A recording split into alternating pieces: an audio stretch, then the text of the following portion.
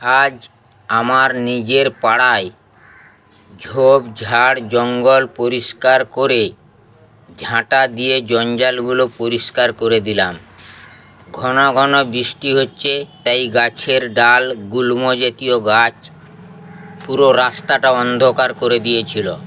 ফলে দিনের বেলাতেও মশার মশকরা চলছে, তাই কাজে বেরিয়ে পড়লাম।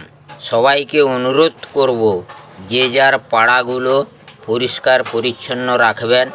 পাড়া ভালো থাকলে গ্রাম ভালো থাকবে, গ্রাম ভালো থাকলে জেলা ভালো থাকবে, জেলাগুলো ভালো থাকলে রাজ্য ভালো থাকবে, আর সমস্ত রাজ্য ভালো থাকলে আমার দেশ ভারতবর্ষ ভালো থাকবে।